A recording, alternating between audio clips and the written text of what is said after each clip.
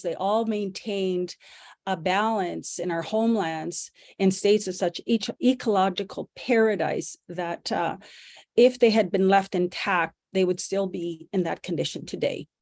We are also acknowledging, making visible, and giving voice to original peoples who are the original stewards to the land and the rest of creation within their territory, and yet who have been silenced. And so we're giving them a voice again, and we're making them not invisible. We're giving them an opportunity as marginalized peoples to have a voice again.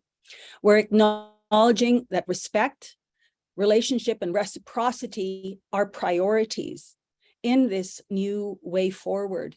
And land territory acknowledgement is our action in doing this. And we're also acknowledging Indigenous original peoples' longstanding presence on lands, their spiritual and relational connections to place, and how land is an intimate part of human identity. And finally, the acknowledgement provides me as a speaker with the honor of expressing his, her, their personal and communal relationship with others in the human family in relationship to each other, to land, to place, and the rest of creation. So with that, I want to acknowledge that this evening's in-person event is taking place in Edmonton, Alberta, Canada, located within Treaty 6 territory, and is the traditional territory of the Niueau, the Cree, the Denisoulin, the Dene, the Nakota Sioux, the Anishinaabe, Saulteaux, and of course the Niitsitapi, of which Autumn is from, the Blackfoot Indigenous peoples, and of course the area is also homeland to Alberta Region 4's Métis peoples. So with that, I want to also bring up we need to excuse me, I'm losing my notes. We need to go on to invite Janie Edwards up to welcome Elder Betty Latondra to do our a prayer before we begin our event this evening. So with that, I'm asking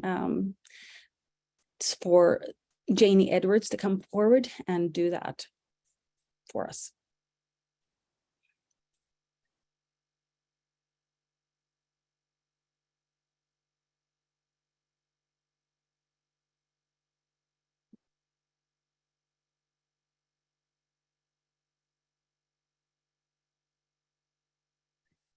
Well, it's my great honor and privilege to welcome Elder Betty to our symposium. And as grandmothers, I know that we share a deep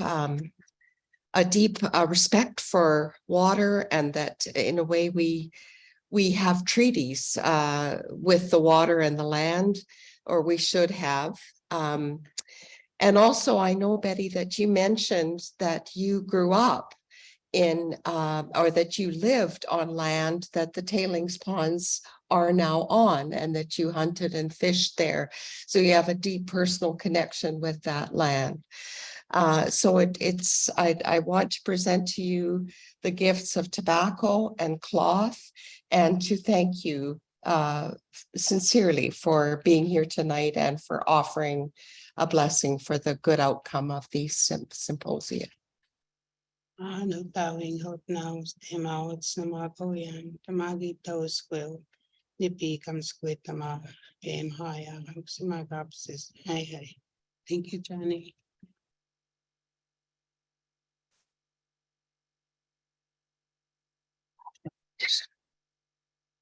Can you hear me from here? First of all, I'm honored to be here to come and support our inheritance that we've had so far. I'm 75 and I continue to take care of what was readily there for me.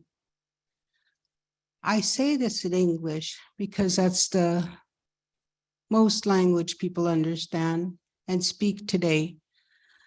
I'm full Cree speaker myself. I'm full Cree. I speak my language, and I'm honored to have, a young lady from Treaty 7 come to visit us.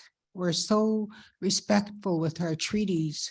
When we go to another treaty, we say, welcome, thank you. And I've worked many times in Calgary, Treaty 7 as well. So tonight, I come humbly to say a prayer for us all to continue to have clean water that gives us life.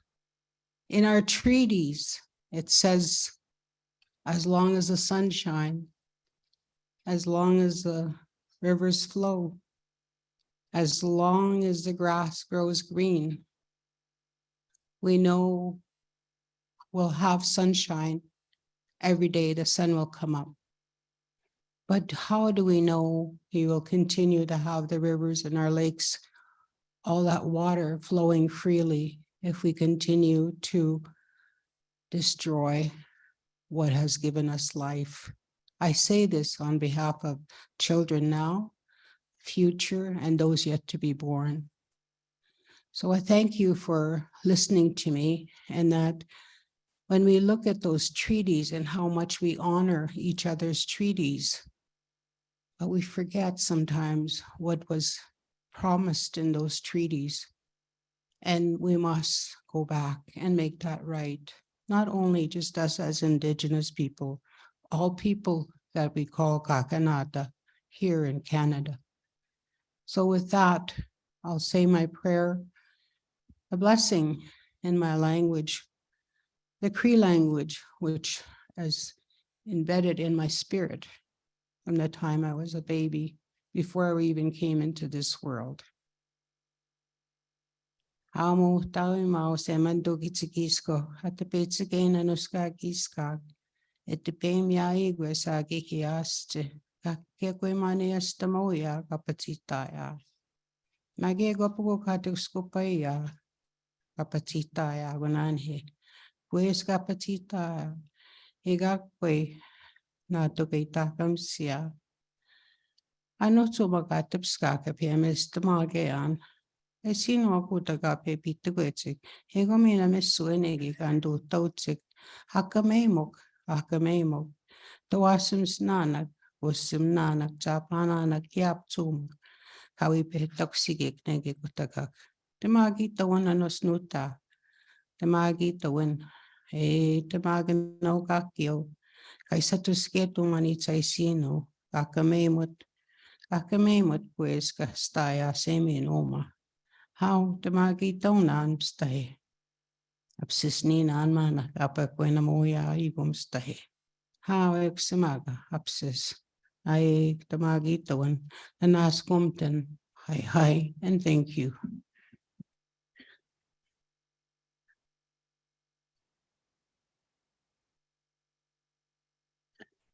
Well, thank you for that beautiful prayer. Thank you all for joining us here this evening, both in person and online. And I encourage those of you who are coming in and joining us online to please introduce yourself and let us know who you are, where you're from, perhaps even acknowledging the territory that you're coming in from. So tonight we'll be hearing from 6 speakers on tailings and a just transition. We all want that. We all need that. We're excited to welcome 6 folks from diverse experiences and backgrounds around tailings and just transition, including our technical speaker, Paul Belanger, who will discuss existing tailings remediation technology and the need for investment and further research on this topic. We'll then move into presentations from a number of speakers relating to just transition, to the tailings issue in Alberta, and of course beyond, because it's not just here in Alberta. And we'll end with a presentation from Juliana Weber, a University of Alberta student working and advocating for a just and livable future for all of us Each of our speakers will have 10 minutes. And unfortunately, we're going to be very diligent on this. And I am going to be to the online speakers as well. You'll have 10 minutes for your presentation. And of course, following all the presentations of the speakers, we're going to have an opportunity for those of you who are engaged and want to ask some questions or to just listen to the questions and answers for you to take part in that as well. This evening will also include an invitation for you to take action to demand that our provincial government in Alberta and across the whole country, really, to hold industry to account and putting their money where their mouths are and ensuring that tailings cleanup is part of a just transition for Alberta and beyond. More on that later. I'll pass it back to Autumn to introduce our first speaker. A reminder to our speakers, Richard will be keeping time. So if you're wondering how much time you have, look to him. All right, back to you, Autumn. Thank you so much, Wendy. I have the pleasure of now introducing Paul Belanger, one of my coworkers from Keepers of the Water. Paul Belanger is an environmentalist, entrepreneur, and a designer. He has been a business owner since 1984, founding an ecological design company and started the Town Recycling Center, the first town recycling center in Western Canada. He is currently focusing on a new research company which is patenting innovations of Belanger in the clean tech sector. Paul's work as a river activist since 1988 includes a science-based Athabasca River monitoring program with the Keepers of the Athabasca and Indigenous communities. He also worked with Dr. David Suzuki on the poisoning of the Wapiti River near Grand Prairie and on oil field flaring pollution. Thank you, Paul.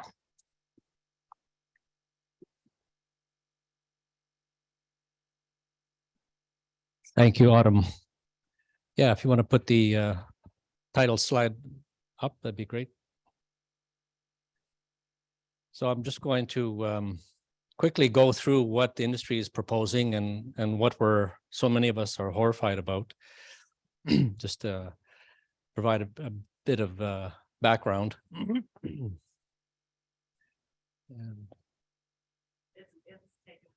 Okay, fair enough. So I participated in a technical workshop just last month. And so we have updated information from industry related to what they're proposing. So there is some new information here for us to work with. They it's not here on this slide, the information. I can see it here on this screen, but not on this screen. That'll work. That's fine. Next slide, please. So this first upcoming slide just shows a schematic of what their industry is proposing. And so what they're looking to do is take one of their waste products, what's called petroleum coke, and it acts like activated charcoal, and they're using in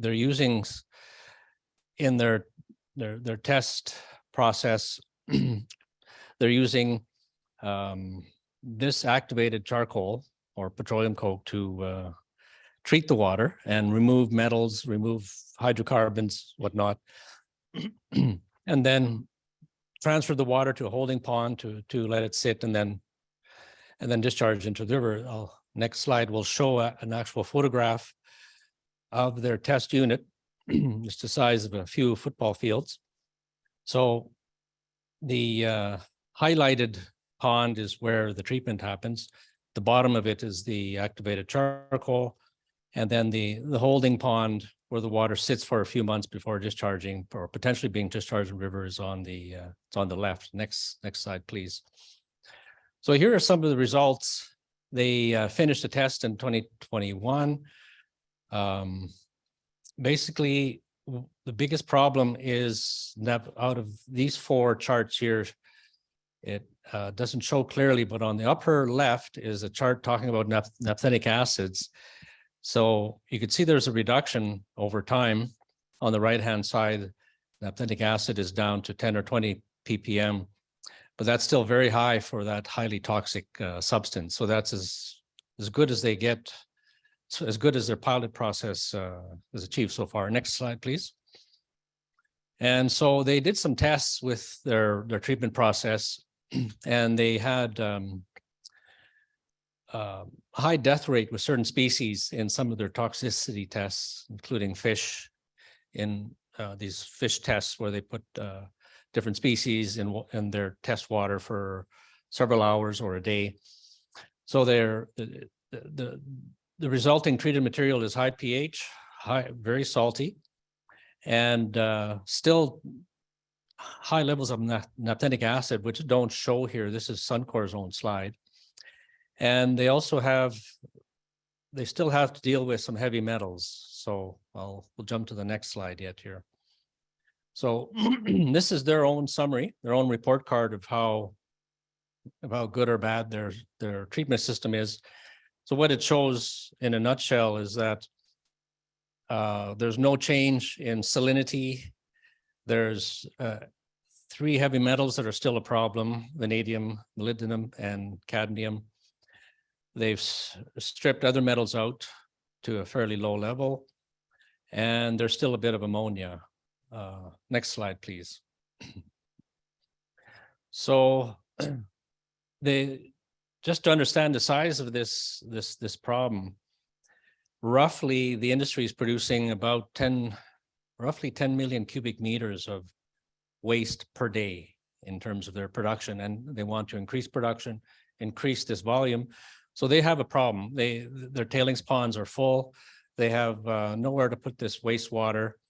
So they're drilling wells now, and they're starting to discharge some of this oil sand produced water into wells in the groundwater around Fort McMurray. So this map shows, this is with the information they shared, and they're looking to drill more wells and dispose of this water, this wastewater in the ground. Next slide.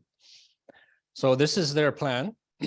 So on the left of that chart is what they are hoping to discharge in terms of overall volume of wastewater, what they're hoping to discharge into the river. That little slice that says disposal, that's the groundwater wells. They're hoping to be able to reuse a little more than a quarter of their wastewater. And then they're hoping that green part, they're hoping to reduce water consumption. We'll jump to the next slide. Another solution they're looking at is taking an old mine pit where they've removed all the bitumen they could from the oil sands and turn it into a lake. So in other words, they're looking to treat the water from the tailings ponds, but then they're looking to take their mine site and leave, either move waste into the bottom of this pit or leave waste there and just fill it with water and turn it into a as natural as possible a lake. They've done at least one test that I know of, and that particular Enpid Lake test has failed. There's still a variety of problems with the whole process. So unproven, but they're counting on this, and the regulator has approved their development of this concept, the Alberta Energy Regulator. So we've got a real problem here with a captive regulator that's approving what industry wants. Next slide, please. And so we've got a real problem in terms of restoration or reclamation of their work. I mean, they've been mining since around 1970. Very, very little of what they've mined has been restored properly. And they're looking at very, very simple, low-cost restoration strategies. And so what the Indigenous communities is looking at now, including both science, consultation, and traditional observations, is some very different suggestions as to what they're doing.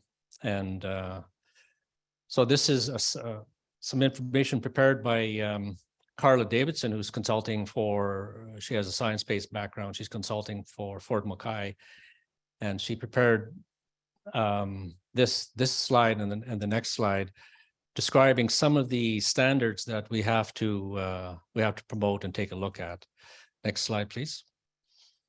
And so we there's a ton of research that has to be done, and one of the other slides in the one talk that Carla presented at, she noted that a lot of toxicity studies done by industry are very poor. They just focus on one substance.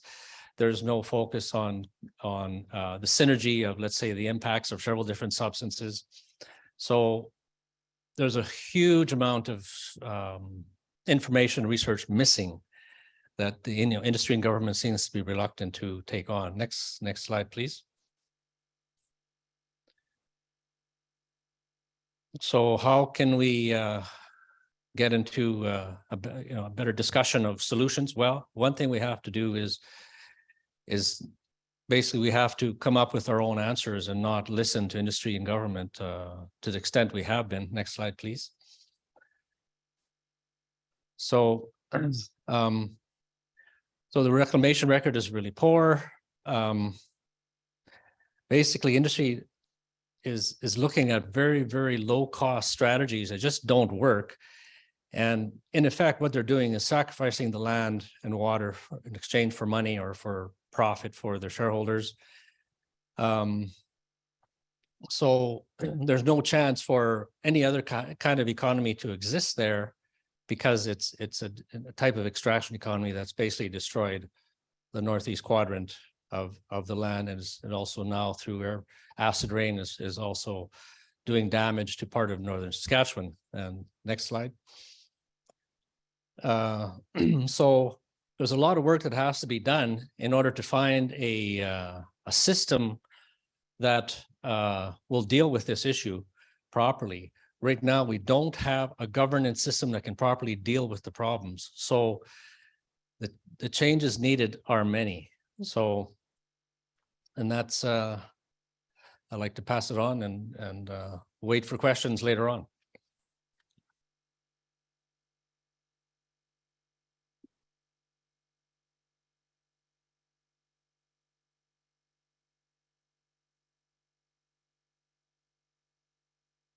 Thank you, Paul. We always have to remember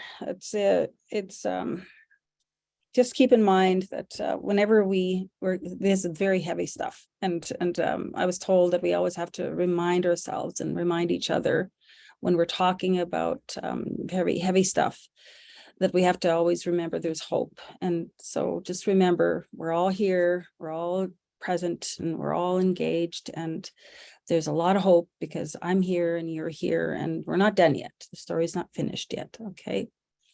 So I want to now introduce Ana Guaramarin. She started her career in Colombia, listening to and empowering oil and gas and mining workers at various work sites through forming partnerships and understanding work issues. As Ana delved into the extractive industries, she became more aware of how important it is to address the environmental and socioeconomic impacts she was witnessing, and how urgent it is to create long-lasting solutions rooted in community-based, bottom-up initiatives that focus on the most vulnerable persons. This started a 15-year career focused on helping communities achieve self-determination through social and environmental justice in Latin America and in Canada. As a white cisgender immigrant woman with invisible disabilities, Ana recognizes her position in the world and challenges societal ideas about creating transformative change through a praxis informed by intersectional and Black feminism, womanism, critical race theory, Indigenous peoples knowledge, decolonization, and critical consciousness. Ana holds a Master's of Arts in Human Security and Peace Building and a Bachelor of Science in Geological Engineering. So welcome, Ana, and I just take it from here. Thank you very much for that invitation. Can everybody see me and hear me okay? Yes? No? Good? Okay. Hello, everybody. This is my first hybrid, so I'm not really sure. I apologize in advance. I don't have slides. I'm just going to give a very short talk because as the first speaker has mentioned, this is a very heavy topic. So my name is Ana Guerra Marin. I go by she, her. I'm originally from Colombia, as I mentioned, and I'm currently a guest in the lands of the Lekwungen and Swepson people, so-called Victoria, British Columbia.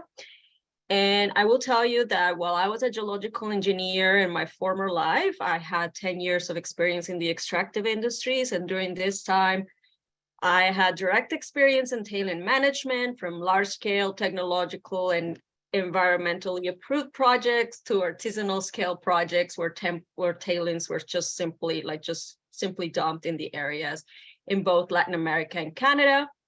I'm currently the communities director and just transition lead for Iron and Earth, and I've been in this position since August of 2021. And I'll tell you a little bit about Iron and Earth, very short, just if you don't know what we do. We started in 2016, focused on building support for a fair transition for oil and gas workers to develop careers in climate solutions. And since last year, our organization has gone through an internal transformation that has led to expanding our vision and our board and diversifying our staff. With this in mind, we aim to empower fossil fuel industry workers, their communities, and Indigenous peoples across nations and urban centers to play a leading role in building the policy and infrastructure required to transition. So I'm just going to be talking very shortly about just transition and what's the core of the just transition. And I want to emphasize that this is not just about workers, but this is what I'm going to talk about right now, about jobs, because it provides a challenge and an opportunity. So what's the situation right now with regards to just transition? So we're seeing that jobs tend to be in the green or net zero economy, or however we call it, tend to follow a startup and entrepreneurial model, which means that there's less unionized, less labor protections, and it tends to lower wages and wage growth. So the majority of displaced workers show some kind of income loss after, transitioning. Another thing that we have identified is that the financial burden of retraining normally falls into the individual. And that's sort of what the government policy has been and what we've been pushing against. Sorry. And then there's a widespread impact that affect just not the workers, just the fossil fuel workers, but also secondary and supplementary industry workers, and also the community in general. And this is what we see again and again on transitions from extractive industries, from forestry to coal to oil. When the refinery shuts down, the whole town shuts down, or at least there is a domino effect that we are identifying. And as I mentioned, this is not new. It's something that we've seen again. I think that what has changed for this sort of transition to a low carbon economy is the scale, because we hope it to be a global scale. And so the final key phenomenon that we are observing is that the whole green net zero industry focuses on the new jobs and in the newer industry. So if you hear the government, if you hear corporation, it's all about solar, wind, hydrogen, EVs, electric vehicles, carbon capture, utilization, and storage. And I am not going to talk about whether or not that's feasible.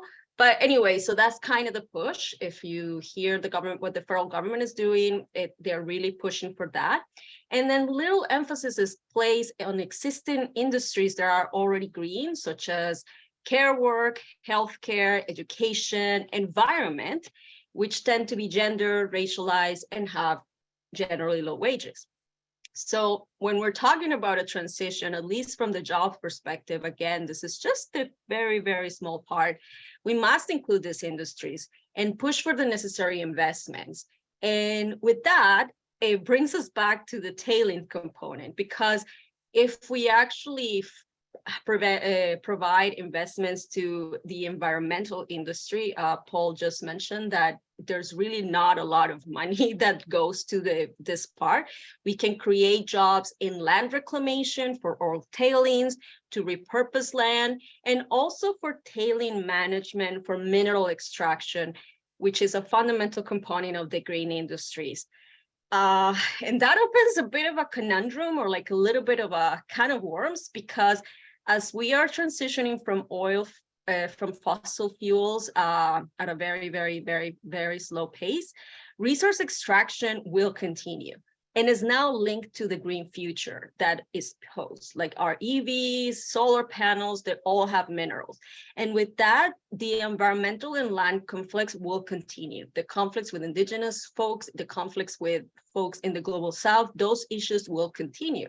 So we might be meeting in 10 years to discuss the issue of tailings of rare earth minerals or lithium instead of oil sands.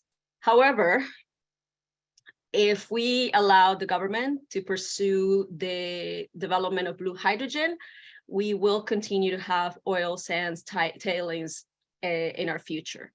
So that's kind of my message to you, is that we can and must push for jobs in this field, but we also need to think about and reckon how much resource extraction is going to be needed, if at all, and how it should proceed. I don't have answers, unfortunately, but what I can say is that what gathers together here is the release of the oil sands and the oil sands tailings in the Athabasca River.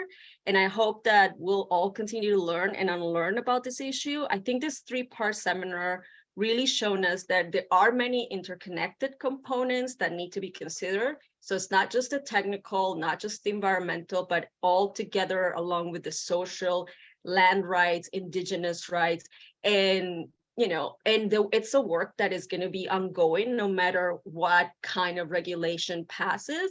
It needs all of us. So thank you very much. That was me. Thank you, Anna.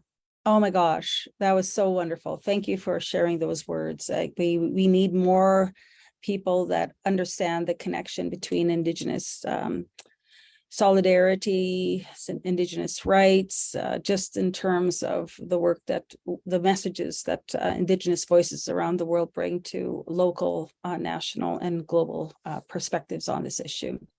So Jacob, our next speaker, he comes to us from Tsuut'ina Nation here in Alberta, Canada. He is a community engagement coordinator.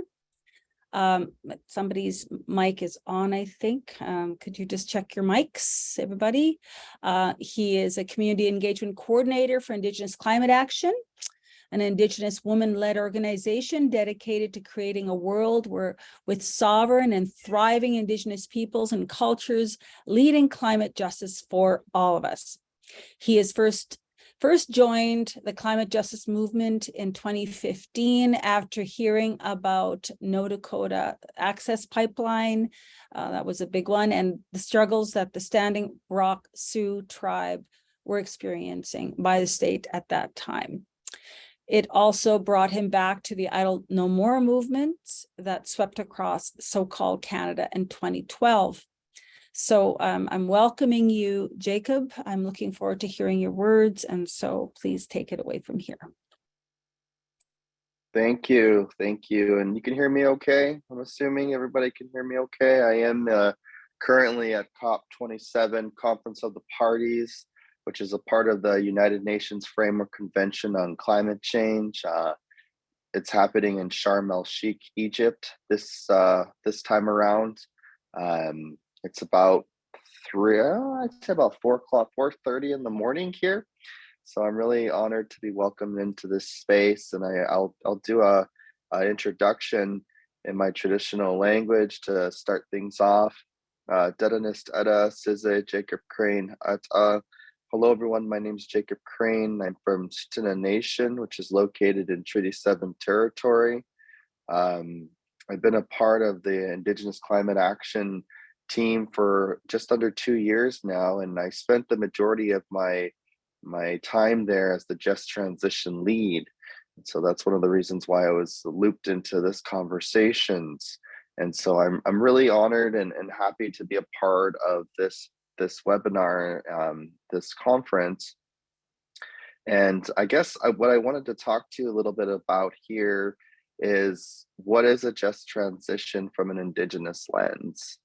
And I think it's really important to understand that when I think of just transition, I think of reconciliation and equity, because that's really what's going to get us through and what's going to help us get through the next 10 years, is understanding that in order to move forward, as Canada sprints ahead to meet its commitments, they need to understand that Indigenous people need to be right there with them, included in those decision making mechanisms, and that we're not being left out. And so it's a simple concept in theory, but in practice it can be a little bit more challenging. And so I as part of hearing and being a part of the COP, it's interesting that a lot of these decisions are being made without Indigenous people being in those rooms. A lot of the negotiation deals and whatnot that are happening here on the ground, Indigenous people aren't allowed to even speak. So I know that I was a part of a Canadian panel just 2 days ago, and it was heavily Alberta focused. And I started to, I was in the room. I didn't sit on the panel, but I was in the room, and I started to count how many times they were going to mention Indigenous people. And the only time they mentioned Indigenous people is when we started to let them know of our presence in the room. And they said Indigenous people once. And so I think a large thing has to do, a large part of this journey, this just transition, is we need to become more inclusive of Indigenous peoples, because we're not stakeholders in this movement, we are rights holders. And understanding that there will be conflict with this movement moving forward with Indigenous people, and making sure that folks understand what that conflict is and how can we work through that. And that's going to be some really hard conversations, and I think it's important that we talk about those conversations. So I wanted to really talk about that a little bit, and understand that there's a lot of equity that's happening right now, movements in these spaces, and how do we ensure that equity makes its way to the people on the ground, and that it doesn't just go to a nonprofit that we employ 1 or 2 Indigenous people, but the majority of our staff is non-Indigenous. And so it's ensuring that the dollars are getting moved into communities where it should be, and to support those Indigenous-led organizations that that are doing the work, that are working on the projects and whatnot. So I did want to open up with that. I also wanted to connect the dots a little bit more around understanding what is an Indigenous just transition from an Indigenous lens. It's listening to the natural laws. Oh, go ahead. 5 minutes. Okay. Listening to the natural laws and understanding that there's really a natural compass that where we look at the land, we look at the culture, and we look at the community. And those are the things, the indicators that really, will share story on what the project should be. And so it's really important to understand that. I know that I spent a lot of time in my younger years on the Navajo Nation, and when they have an abundance of the sun, you can understand that there will be solar panels being implemented within that community. And so you look at the land, you look at the culture, you look at the community, and that's kind of the deciding factors on what that project will look like. And so the community has to be brought in early, so that they can have that conversation of what do they want to do, what do they want to be building within their community, and what does that career path look like for their community citizens. And so it's tying all these indicators together that will really take a look at what the project is going to be and what that project success outcome will be. And so it's super important that you work with the land, that you work with the culture, that you work with the community. The land being, there's no real separation between the land and the animals and the people, because we have those sacred stewardship. We have that sacred, that sacred responsibility to honor the trees, to honor the animals, to honor the air, the land. And so it's looking after each other, because we basically take care of each other. So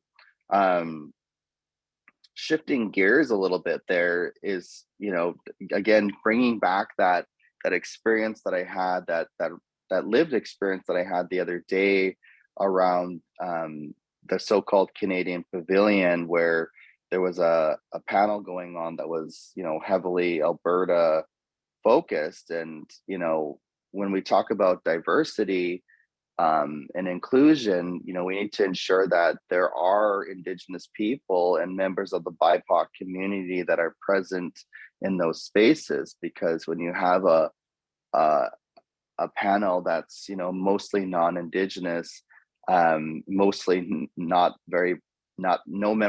representation of the BIPOC community, you're going to get a lot of what's the word that I'm looking for?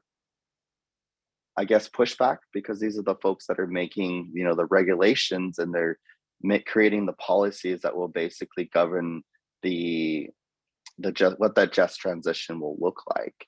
And so when you're using and stacking, panels that are focused on excluding our voices and not centering us in the just transition movement, it is a little worrisome, and that's why I say this is going to be an uphill battle. But we're all coming at it together, and that we're all going to get there as we move forward, and we try to create what this just transition is going to look like, and how it's going to build up economies, and how it's going to contribute to the Indigenous economy, and how it's going to create more careers for future generations, and that we're working, really with different elements, and really ensuring that it's based in our value systems, our Indigenous value systems. And so I really wanted to emphasize that, and I wanted to encourage everyone to reach out to ICA about our Just Transition guide. So thank you so much for having me, and I look forward to your questions. Oh, thank you, Jacob. It was inspiring. Thank you very much. And I'm so thankful for people like you who are doing the work that you're doing on the ground. I'm a big fan of ICA, so I know you guys are doing great work. So from here, I want to pass it on again to Autumn. She's going to introduce Desmond Bold. So Autumn, if you take it from here, much appreciated.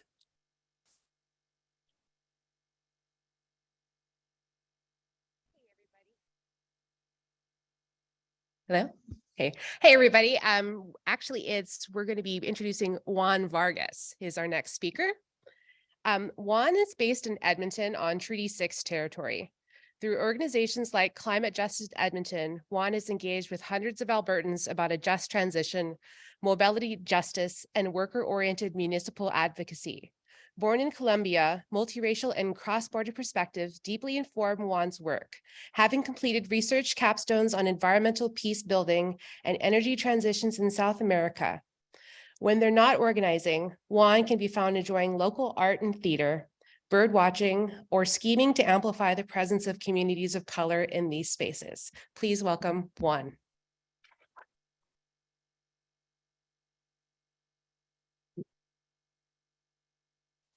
Hi, everyone. Thank you so much, Autumn. It's really great to be in the presence of you folks here, and it's really great to be on a panel with these incredible people here, as well as Anna and Jacob. So it's a kind of a tough act to follow, but I hope I can do some justice. Unfortunately, I'm going to start with continuing to paint a pretty grim picture for you, and continuing on this track of just transition. So for the last few months, the federal government has been working on a promised Just Transition Act, which it promised several election cycles ago, and we're hoping to get something in February. So I've had the chance to be at some of these town halls, at some of these consultations that the Ministry of Labor has done with workers. And the message that is made very clear to us from the Minister of Labor is that their concerns are pushing through a Just Transition Act that allows us to keep making profits and allows us to keep businesses afloat. And what that tells me is that we have a Minister of Labor who doesn't actually care about workers. We have a Minister of Labor who cares about bosses. And so the Just Transition Act that we're going to get in the next year is probably not what we're looking for. It's probably not going to be based on what workers told the government was needed for such a long time, and it's going to be something that we're going to have to respond to effectively. It's going to be something that we're going to need to fight against to actually prove that the vision for a just transition in Alberta exists, and it's not the one that the government is giving to us. So that's a quick context for some of the things that I'm about to say. I'm going to speak to you directly from kind of the perspective of the just transition conversation and the type of work that we're actually encouraging people to do. And I actually want to touch on something that was kind of in the summary of Paul's presentation at the beginning, which talked about needing to take industry out of reclamation, needing to take industry out of being the ones that are doing the reclamation work and giving it back into the hands of First Nations. Because at the moment, the type of work that can be done in reclamation is deeply precarious and gives people few choices.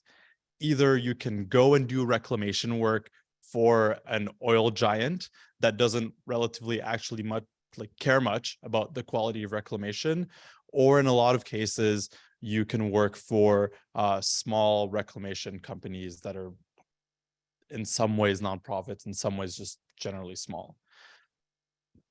Those are in large part the two options that people are receiving. Those are in large part what large scale or even smaller scale reclamation work looks like right now. So what does that actually mean for the people that are doing that work? If you're working with oil giants, what you're doing is you are, as Paul mentioned, working to standards that aren't particularly all that great for the type of work that is needed. And you're certainly not doing the type of work that is in line with the values that Jacob just spoke about. It's not good enough. And even though there's really deep and important smaller scale non-industry reclamation work being done at the moment, the structural problem within that is that smaller companies means that workers are still working precarious jobs. That looks like low rates of unionization. That looks like low rate, like having to leave where you live, like with 2 days notice, right? The quality of work that we're asking people to get into isn't always the quality of work that people deserve. That doesn't look like a just transition to me. That doesn't look like the type of work that people deserve. So if we start talking about having good quality work, good green work for people, that means that we're having the adequate impacts on the reclamation work that we need to do, that we're doing the type of work that creates sustainable work for communities who have to live with the effects of reclamation, who have to live with the effects of extraction, then that looks like creating the type of programs and creating the types of jobs that can actually exist and continue to exist over the long term. There's a lot of existing programs that showcase what that can look like. Many of them exist around the tailings areas. Many of them exist around Fort McMurray, such as like community-based monitoring work that exists at Mikisew First Nation, the type of work that inherently focuses on traditional ecological knowledge and empowers young workers, empowers workers of all ages to do vital reclamation work and to do the work that actually ensures that we're responding to the issues in less precarious ways. So that's a vision for the type of reclamation work that we ought to be going for, but the structures still don't exist.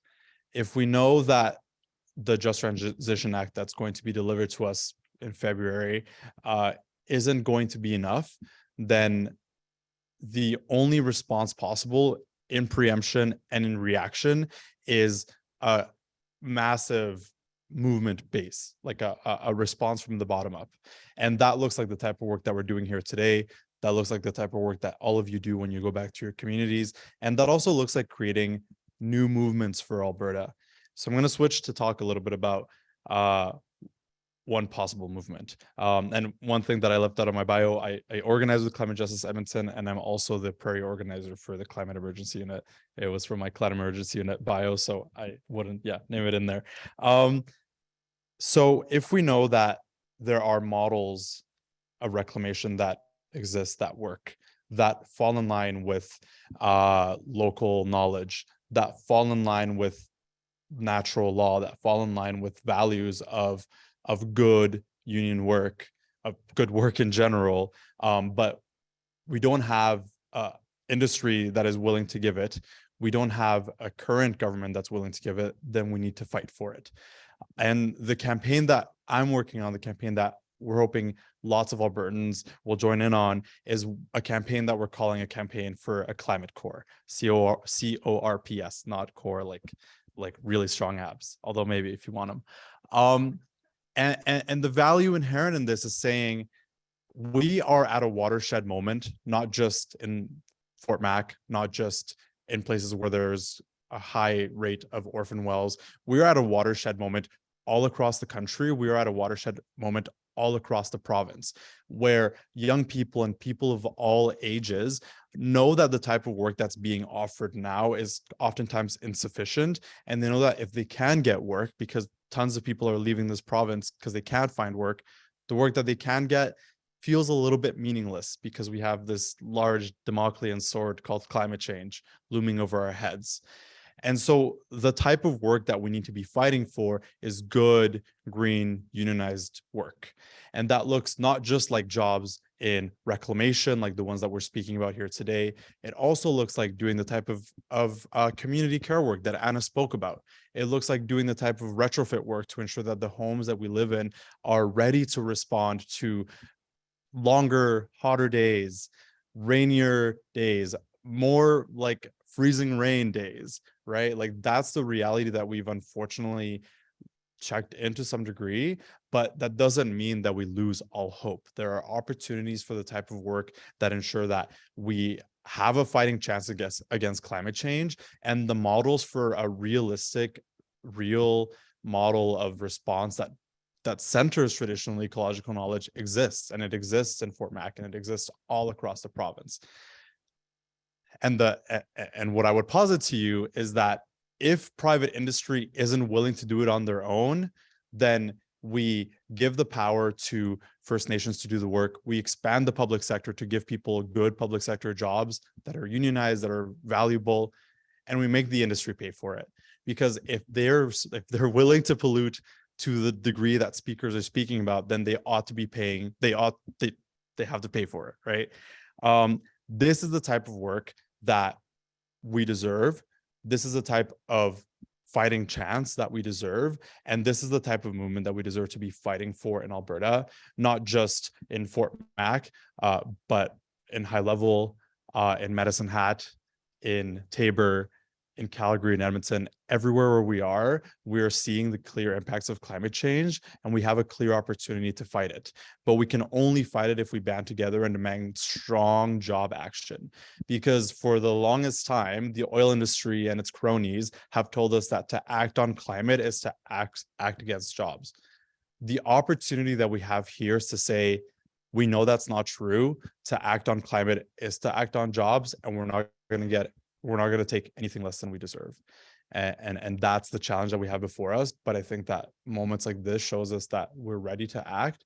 And it shows us that we're turning a page on the conversations that we're ready to have, not just with people here, but with our neighbors, with strangers, in a way that truly shows that if we're going to get things done, we have to do it ourselves, but we have to demand that the people in power give us the resources, give us the money, and give us the opportunities necessary.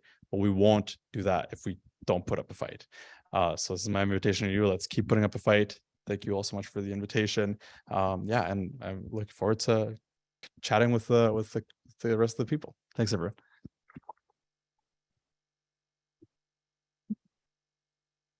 Thank you, Juan. And just before, I know that Autumn wants to come on, but I just wanted to take a couple moments here to just maybe we were a little ahead of schedule.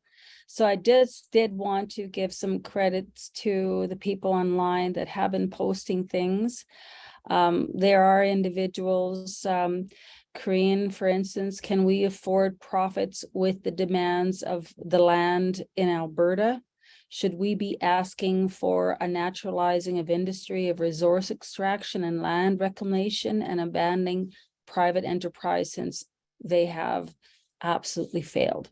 So there are questions coming in. I'm just inviting you quickly to continue to bring them in as we're starting to wrap up. I'm going to hand it back over to you, Autumn. Thank you so much, Wendy, for that. And thank you, Juan, for your inspirational words and to remind us all that we still have a fighting chance if we all band together and demand from government that they need to take action and hold the people that are doing the work responsible, and make sure that they pay for all of that damage that needs to be cleaned up.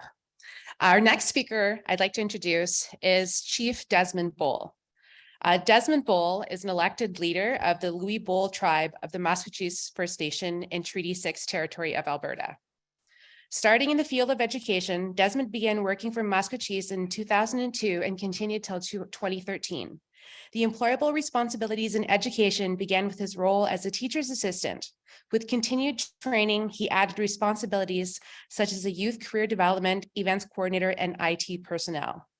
During his training, Desmond has successfully completed the Aboriginal Leadership Governance and Management Program at the Banff Arts Centre in 2012. With these tools, Desmond campaigned in the spring of 2013 and was elected his first term for the community of the Louis Bull tribe. This role continued in office when he was re-elected in 2016, 2018, and recently elected as chief of his tribe in 2022.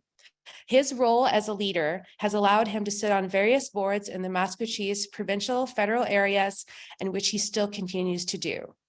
In his first term as an elected official, Councillor Desmond Bull at that time began to research and started to develop initiatives for PV systems, solar, to be installed on their public buildings. This priority was to utilize the sun to harness energy and convert it to electricity to offset utility finances and divert them internally to department programs. With the proper research that included training, Desmond has successfully spearheaded the installation of 188 kilowatts of PV solar on public separate buildings, which will have been completed in February 2018. These projects are installed by trained band members, 100% owned by the tribe and fully funded through grants and subsidies, infrastructure development, sponsorship, and the fundraising by Louis Bull tribe. They did not invest any capital into any of these projects. This work in renewables opened opportunities for Chief Desmond to affiliate himself with groups such as the Green Economy Network in Edmonton, Energy Futures Labs of Alberta, Alberta Solar Energy Society, the Aboriginal Climate Action Team, and the 2020 Catalyst Program. The work is he assisted on the report for the Alberta Energy Efficiency Advisory Panel in 2018, created the initiative for the Department of Alberta Indigenous Relations to inject $20 million into the First Nations renewable programs for Alberta. Chief Desmond continues his work for his community, First Nations, and the environment. A vision for Desmond is to create cogeneration MWH.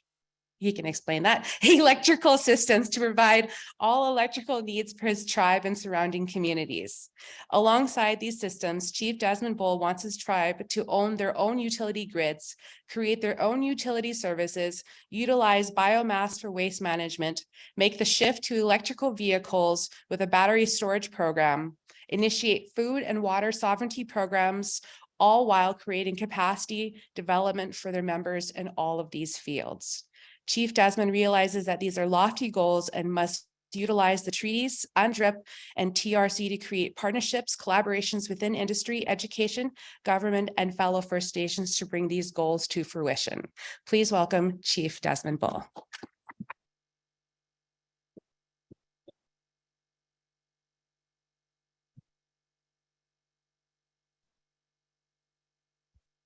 Good evening, everyone. Thank you for the intro. That probably took a lot of my 10 minutes, but which is good because I didn't really have much to prepare. But you know, I was asked to come and speak on this this topic here, tailing ponds and a just transition. I did some research and seeing some of the work that happened inclusively within my tribe and surrounding area. I think as myself as a First Nation and the person as a chief of my tribe, I wanted to speak about the impact it has on one of the more important systems in our community, which is water. So before I get started, I'd like to thank the elder for the invocation. Hi, thank you. Good evening. I am very honored to be here today. My name is Desmond Bull. My Cree name is Okemakabao, which means main pole. I'm the chief of the Louisville tribe of the Musqueam Nation of this Treaty 6 territory. I wish to thank the organizers and everybody who is a part of this and for the invitation to speak here and this evening and to be in front of such amazing people in attendance and online. So the Cree word for water is nipi. What is nipi? I want to share what my colleague and my uncle Wayne Munyas had shared to me on this word. Nipi is the Cree word for water. Nipi is derived from two Cree words, Nia, which means I am, and Pimatsuin, which is the life. So together it means I am life. That word nipi is so fitting in regards to what that word and the understanding of water, what it means to us as First Nations. Water, or nipi, is one of the main four elements in our culture: water, earth, air, and fire, which are our four main elements. Water is life. We live in it for 4 months. Our body mostly consists of water. Water covers 71% of our earth. Water supports all forms of life, from us to plants to animals. Even the air we breathe is a process that needs water. Without water, we cannot produce food. Water is necessary for our planet's survival and for us as a species to flourish. In our little corner, Louisville tribe, the people of Louisville tribe began initiatives in preservation and protection of water. Our initiatives include to protect water for future generation through participation in land use planning with the government of Alberta. Louisville is engaged in North Saskatchewan, South Saskatchewan, Red Deer, and Upper Athabasca region plans. In this forum, we collaborate with other nations in the province to ensure our waters are protected for future generations. Louisville tribe also engages with local watershed protection agencies such as the Battle River Watershed and North Saskatchewan Watershed Alliances. These relations help educate our youth through our land youth group and implement such projects, such as our living classroom. The living classroom provides a space for educators to bring students to study wetlands as outlined in the grade 5-8 curriculum. The classroom and associated trails will be open in 2023. Louisville also actively participates in consultation with resource developers and other land users to ensure the sacred resource is protected through water quality monitoring, conservation, and reclamation.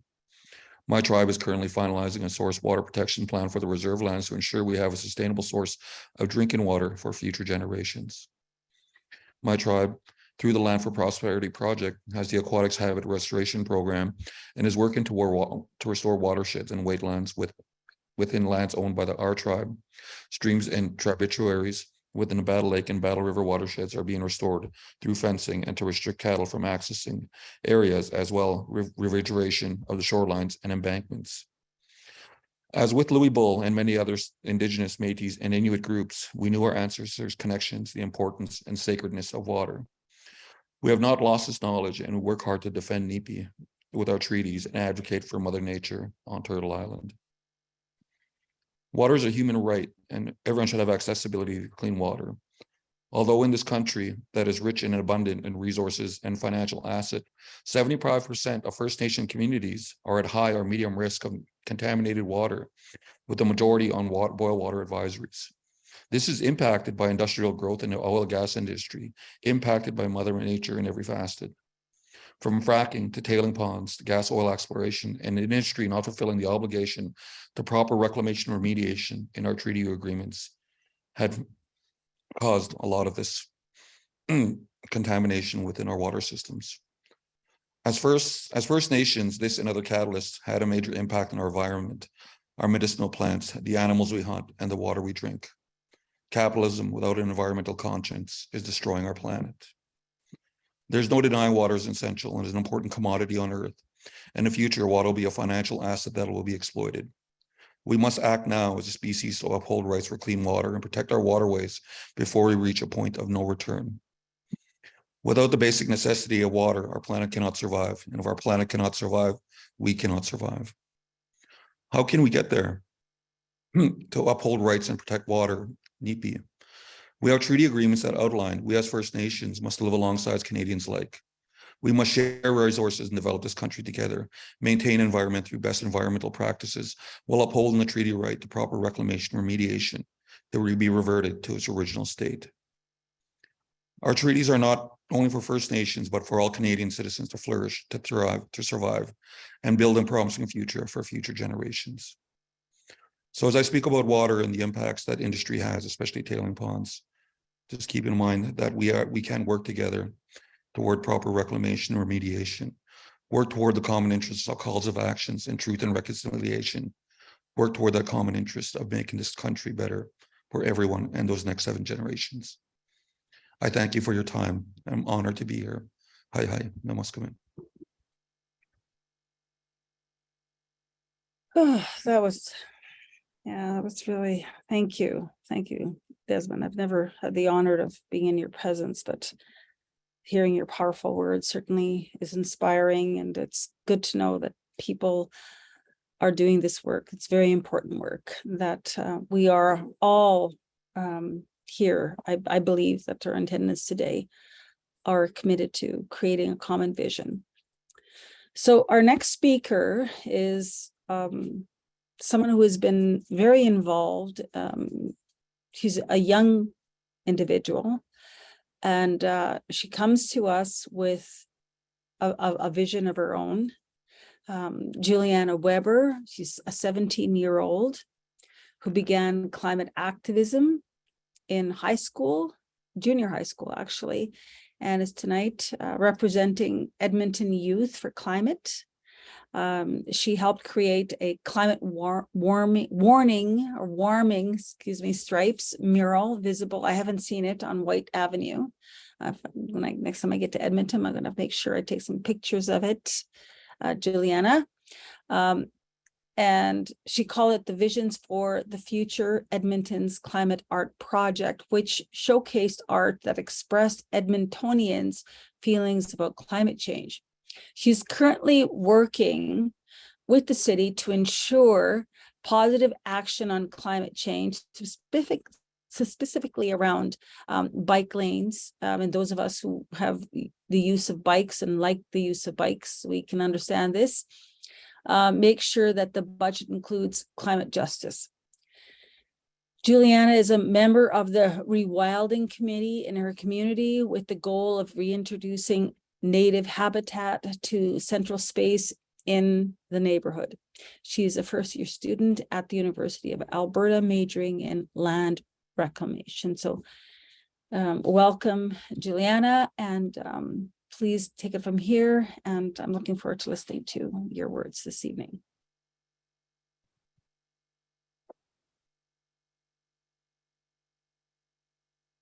Hi, everyone. Thank you for having me today. We've heard some really interesting and important solutions for cleaning up the Athabasca River tonight, so I'd like to thank all the people who have talked about that because it's been really interesting. I'd like to also remind people what we're fighting for. We need to protect this river for current youth and for future generations who will inhabit this land after we are gone. It is unacceptable to place the burden of pollution issues on the people who live in this area, and it's unfair to expect us to clean up decades of toxin and environmental degradation. Instead, the government and industry must be held accountable for their careless actions and deal with the pollution now, not years in the future. Threatened species in this ecosystem must be protected. We must take care of the river for the health of future generations, and there must be a drastic turn away from the fossil fuels that are killing our planet. We cannot live if our planet dies. In a world where natural spaces are becoming increasingly rare, we need to be expanding protected spaces, not endangering them. For example, Wood Buffalo National Park hosts an extremely unique biosphere ecosystem. As 150 to 200 species go extinct worldwide every day as a result of the 6th mass extinction, it is critical that we protect endangered species in this ecosystem so that they are not lost as well. Furthermore, the northern environment of the Athabasca River will provide valuable refuge for southern species in the coming years when their current locations become too warm. Unfortunately, this park is at risk of losing its UNESCO site status because it is so threatened by mismanagement, like oil tailing ponds release. The environment, its beauty, and the benefits that being outside gives you are something that everyone deserves to appreciate. For much of history, access to parks has been limited to affluent white people. Although this is beginning to change, there is much work still to be done. Instead of allowing industry to pollute, I see a future where we protect endangered species, expand natural areas, and work to make the outdoors more accessible. Breathing clean air, drinking unpolluted water, eating food with important nutrients and no toxins are essential for health. Unfortunately, for those who rely on the Athabasca River, these are not guarantees. The river is already polluted and fish have been found with high levels of mercury. According to the UN Rights of the Child, children have the right to a clean and safe environment, healthy food, and clean water. Further polluting the river will inhibit all of those. The young people who live by the oil sands will grow up knowing that they have a higher chance of cancer because industry and government have decided that profits are more important than their lives and futures. Especially as climate change disrupts food supply chains, finding ways to stop continued pollution can mean Indigenous communities are able to practice traditional food gathering and pass knowledge onto future generations, increasing food security. Additionally, fossil fuel activities use a lot of water. Industries must become stewards of the water needed by people and environments who rely upon it for survival, preserving it for the future. The issue of tailings ponds is a symptom of our reliance on fossil fuels and their continued use. The fact that we are looking at releasing chemicals into the Athabasca because there isn't enough space for future pollution disregards the fact that we need to stop producing more fossil fuels in the first place. Government allowance of dumping perpetuates the myth that these practices are harmless and a necessary cost. It is very clear that fossil fuels are causing the climate crisis, so we cannot go on as normal, pretending that it is okay to be burning fossil fuels. These corporations and their release of carbon dioxide are contributing to sea level rise, temperature rise, greater instances of extreme weather events, and many more crises. The climate crisis will affect every person on this earth, and it will impact young people and future generations the most, especially in marginalized communities. The most affected people and areas are already facing the consequences of our disregard for nature. If we continue to prioritize our greed over the extinction of species, the collapse of ecosystems, we will not survive. Corporations are playing with our future. We can't eat coal and we can't drink oil. We cannot cure extinction. Continuing these actions is irresponsible and wrong.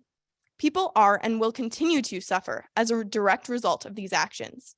Young people didn't make these messes, but it is becoming increasingly clear that we will have to clean them up. Industry needs to figure out a way to fix these issues and change directions instead of stalling like a petulant child staying up past bedtime. We cannot just go on business as usual. What kind of future do we need instead? We need a future where government and industry are held accountable and instead look for sustainable and healthy solutions. We need a quick transition away from fossil fuels, one grounded in supporting the people who work in this field. Indigenous sovereignty must be recognized. Indigenous voices must be listened to and supported so that the communities in this area can make their own decisions. Indigenous protected and conserved areas need to be invested in. The solutions you heard about tonight are part of it too. We have to fund actual solutions based in Indigenous knowledge and good science instead of just bare minimum funding by the industry. We also have to think critically about what the green transition means and recognizing that this issue will continue throughout the next few decades. We have to also look not just at the technological jobs, but also the community care that needs to happen, that those jobs need to be filled. Essentially, we have to make sure that Indigenous people are making the decisions and being in the room where the decisions are being made. We have to have those hard conversations and be brave. We have to make sure that the people who will be living with the decisions aren't the ones who are just, or aren't just having them the decisions imposed on them. They have to be part of this deciding and have their say. We also have to make sure we value laborers and not just bosses. I am majoring in land reclamation currently, and I want to have a good job. I don't want to just be like a lackey of big oil, and I want everyone else to have good jobs too. Industry has to take responsibility and do what's best, even if that means letting others take the lead and funding it instead. They have to be okay to say, okay, we're going to actually invest money and we're going to put this in the hands of people who know what they're doing. We also have to make sure that we remember that water is essential and making sure that youth learn about water and that all people have access to water. This is possible and it must happen. Edmonton Youth for Climate is working for climate action by pressuring the government through strikes. We are also working with our local government, talking to council and pressuring them to take action, especially as the budget for the next 4 years is being debated. But we need everyone to help us out. Write to your political representatives and tell them that climate change, the Athabasca River, and our future are issues that you care about. Listen to and amplify the voices of youth and marginalized people. Use your voice and your vote. Come out and support us. Our Instagram at Edmonton Youth for Climate is where you can find out about future actions. Stay tuned for some climate caroling events in December. The bottom line is that young people and future generations need this area to be protected. Living in this area shouldn't mean one gets sick because of chemicals. The children who rely on this river deserve access to clean water and toxin-free food. We deserve nature to visit and a province to be proud of. The world deserves a future that isn't mass extinction, and we deserve an opportunity to create our own story instead of the legacy that is being forced upon us. We deserve protection, not pollution. We deserve a future. Thank you.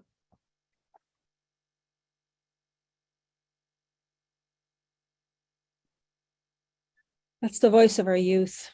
I hear it in my classrooms every time I lecture. So they're telling us that they want something different. And I think that's why we're all here today.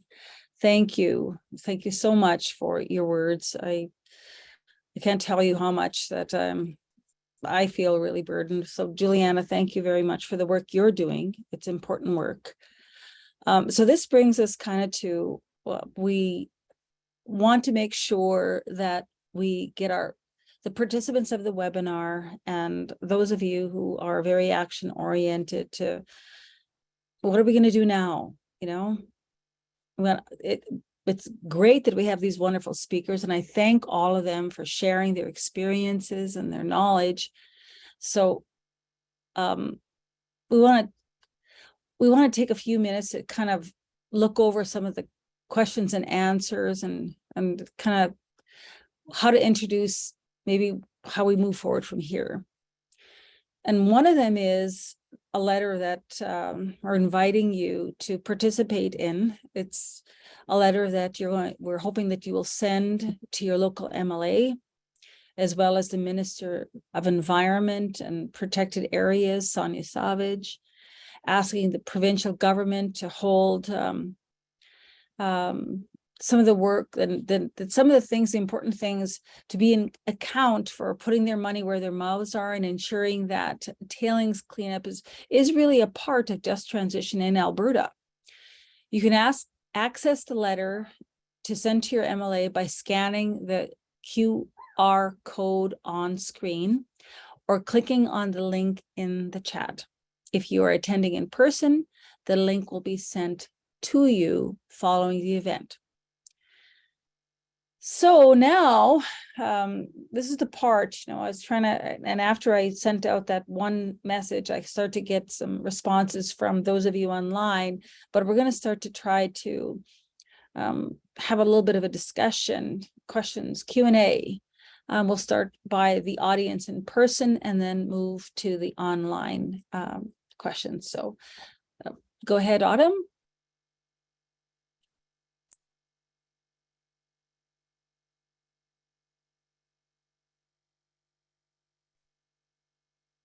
I have questions here too. There's questions that I can start fielding.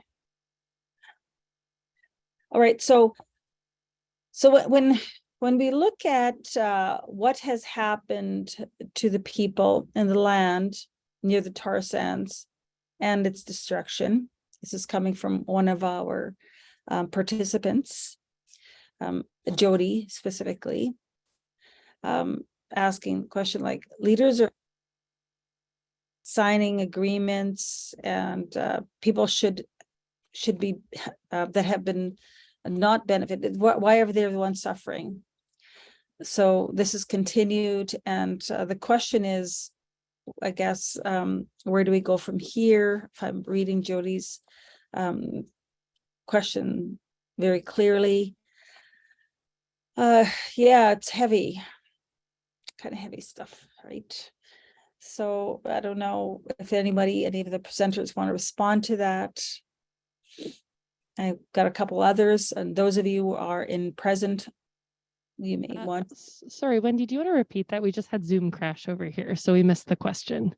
Okay, so when you look at what has happened to the people and the land near the tar sands, it's all destruction. Leaders signed agreements, and the people who should have benefited have suffered. The land continues to suffer, and things just get worse. Indicators and equity cannot work with the land. So I think what Jody's asking is, what do we think? How do we move forward from here? She's been very active on the messaging.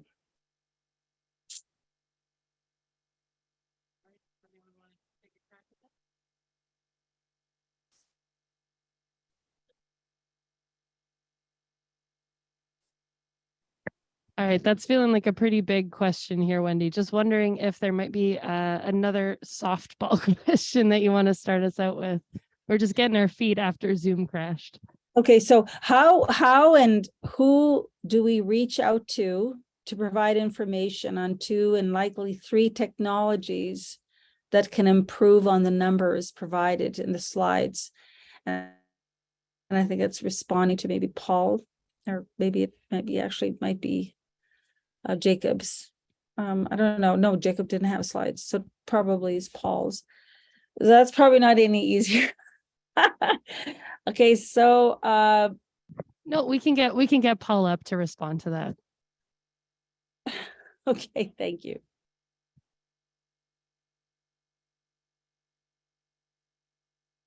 Okay, so if I understand what you're saying, the question is, how can we improve on the situation, and the numbers are being created there by current industry practices?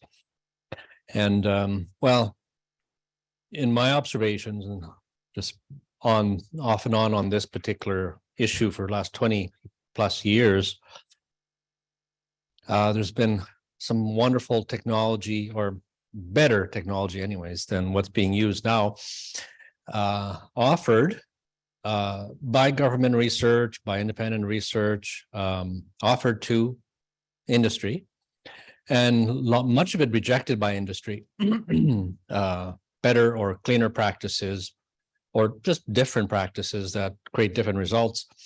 And so they were mostly rejected because at the time they might be more costly, or now, or for the past 15 years plus, a lot of solutions have been rejected by industry because they have the machinery to do it a certain way, and all they want to do is tweak that machinery. They don't want to upgrade or change that machinery, because there'd be a one-time cost to change that old Model T Ford into a at least a 1970 Mustang. They're sticking to their old Model T Ford, and they're rejecting the Mustang, the high performance Mustang.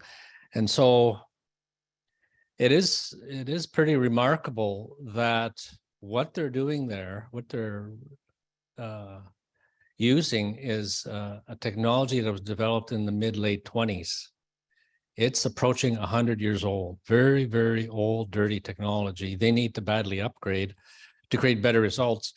And I think that could be delivered by a lot of local businesses, in particular First Nation businesses that have grown in capacity in that area.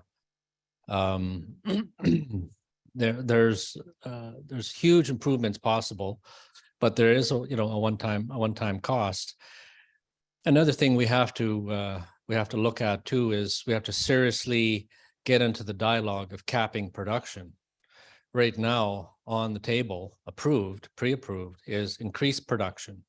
More tailings waste is approved to be produced, and there still isn't a solution. It's utter madness that this is being allowed by the so-called regulators. It's there's a total lack of governance there. One thing we have to say too, and we don't have a lot of the good players that are here, the consultants and some of the knowledgeable people that work for Mikisew, that work in Fort Mackay, that indirectly work in Fort Chip. We need their knowledge, their observation, their brains, as their experience here in this kind of assembly to discuss how to go forward. There's a lot of people up there who have some direction for us right here. We need to get together in the same room and brainstorm. There are a lot of good ideas. There have been a lot of good ideas. They just keep getting rejected by the big money players, by the accountants. It's just a sad history of rejection of good technology, decade after decade in this particular industry. And they've chosen to maintain the old dirty Model T and the dirty results it produces, decade after decade. It's bizarre, but anybody else want to take a crack at this particular question?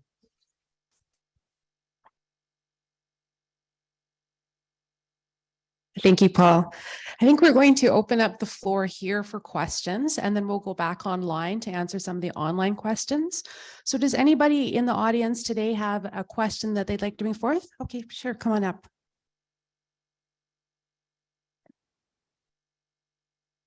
It just amazes me and makes me very angry that industry can be committed. Regulators can tell them they must clean up an orphan well.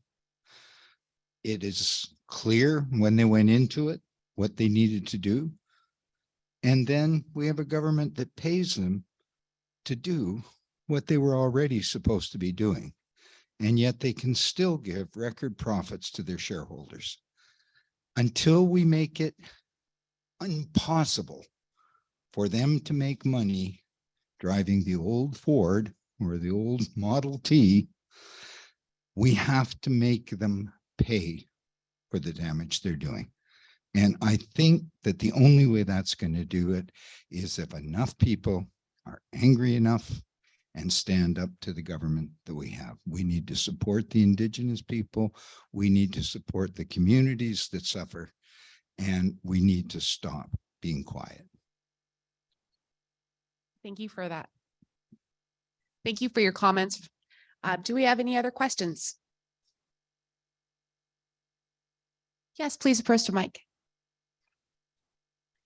Yes, just really quickly, thank you again for all this wonderful knowledge in the room. And I have a question for Jacob Crane, if he's still with us.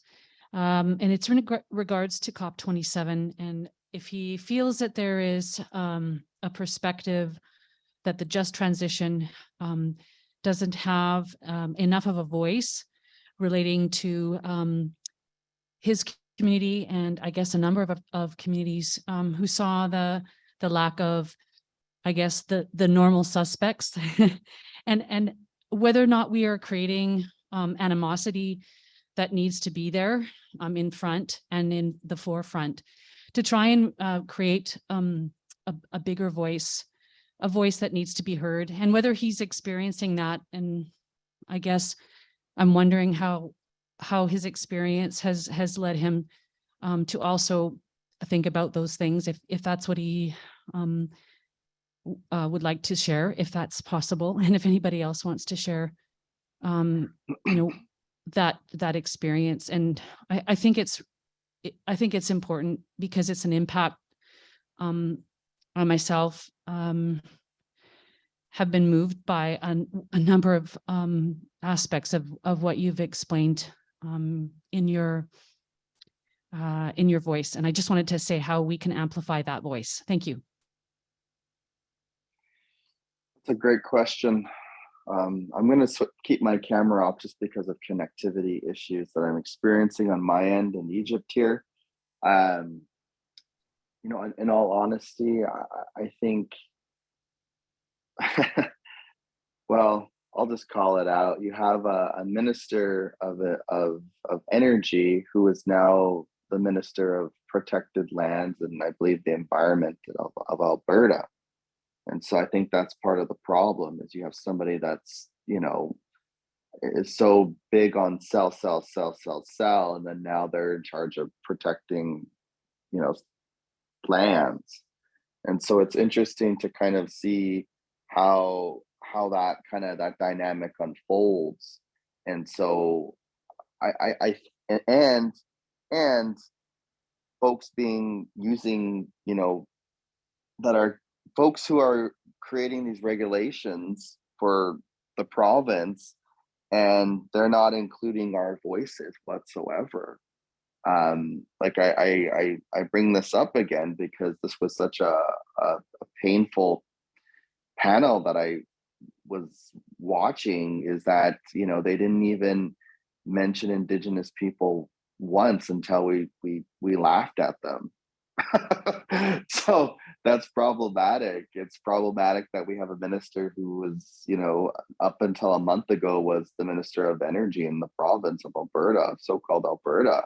And so I think involving Indigenous people in every aspect of the just transition, you know, making those spaces more accessible and ensuring that we have equity at those decision-making tables and that there's no tokenization that's happening, I think that would be really, really important. That would be an important step to help amplify. So inviting and creating more spaces like this, I think is key, and that we have to start moving into those spaces. So I hope that answers the question that you had, and yeah, willing to answer any more questions.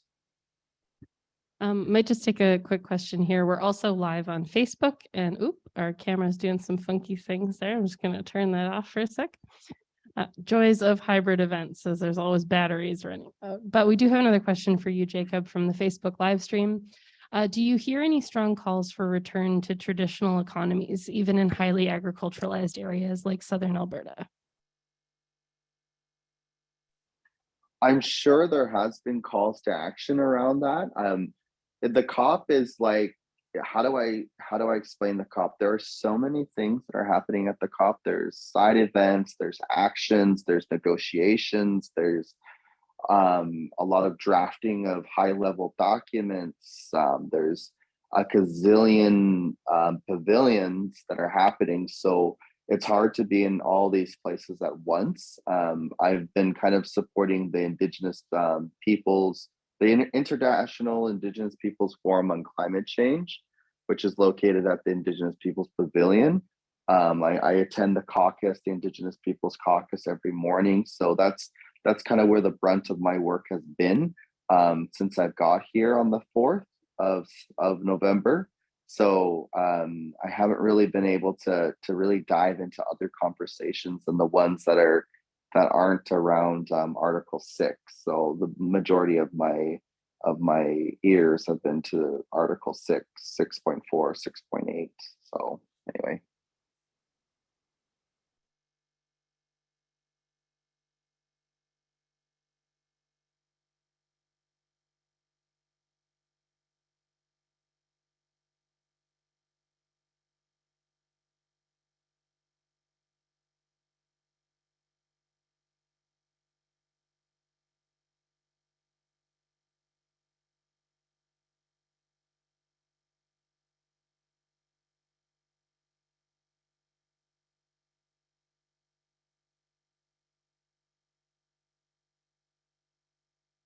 My question is actually, and I hope Chief Louis Bull will participate in this, respond to this.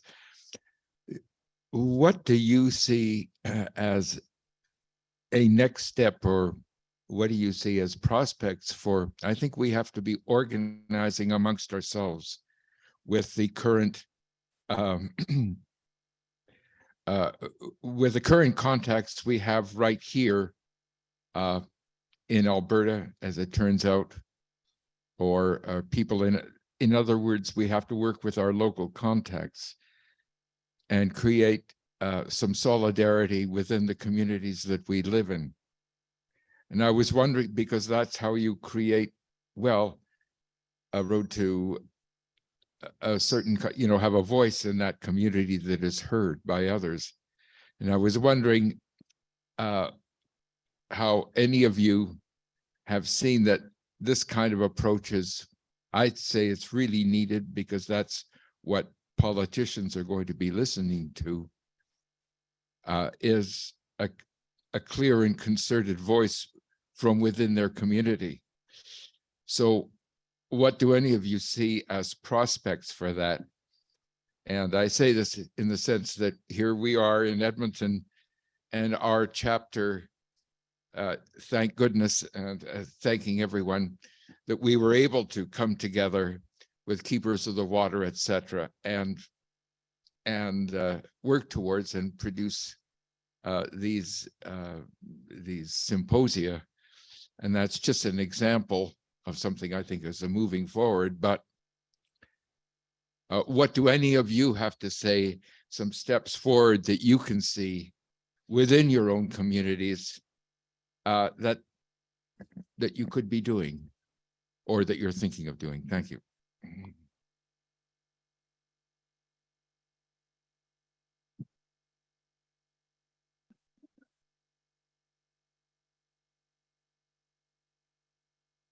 Thank you for that great question. I think, when we hold in the context of what we should be doing, I think it's very obvious, what's occurring right in front of us. Climate change is a big issue, industrial growth and the impact it has, such as tailing ponds is a very big issue in regards to our water. As I was up here speaking, the importance of water and what it means to us, I think it has a bigger facet as a human species of the impact, and then how we should be preserving these type of mandates in regards to protection and fighting for those rights. But for me, if I can, give one piece of advice, it's written right in our treaty to duly consult, and it doesn't mean duly to consult between corporations, industry, or government with First Nations. That consultation, duly consult, could just mean the simplest thing as reaching out to your neighboring First Nation, your neighboring Métis, or neighboring Inuit community member, or somebody, and just starting that conversation. When they did the calls of action to truth and reconciliation, one of the calls of action was educating and starting working toward partnership. But for some reason, it doesn't seem to be moving as quickly as it should be. So I think it's upon us to take those initiatives, upon ourselves, and do we start a movement, as a collective understanding to protect such things as the environment, as water, as clean air. But it starts with conversation, and that's one thing I always encourage others. If you're living everybody, I'm pretty sure, lives by a surrounding First Nation, Métis, or Inuit people, and I always encourage people just to go out and start conversations, and that's the best way to have an impact, is to realize that we have these common interests, and that common interest, it doesn't matter what color your skin is our survival. So for me, I think there's a lot we can learn from also what was already occurring. One thing I'm very surprised about is the approach we have in regards to climate change. If we did the same approach in regards to what we did to the pandemic and COVID, where the international community came together, everybody was on board, everybody knew what their role and responsibility in addressing this pandemic. If we did that same approach in regards to climate change, I'm sure we'd be in a much better place. But at the end, we just got to work it toward that common interest, and we don't need an agreement to be drafted. We have one right in place. It's the treaties. It's the understanding of working together in a common interest of creating something better, but also creating something for those next 7 generations.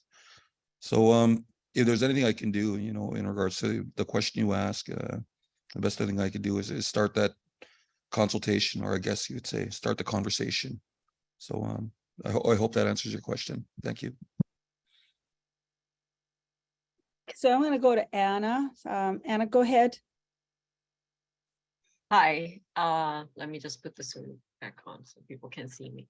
I just wanted to talk about a little bit, it's not self-promotion, kind of, but we will be working in Edmonton in the new year, specifically in the Odayman ward, doing community conversations around the issues of just transition, climate change, and the climate action plan at the city of Edmonton. And we're thinking it's probably going to be focused on housing and maybe, I don't know if you know what's going on with the budget in Edmonton right now. It's a little bit of criticism towards that.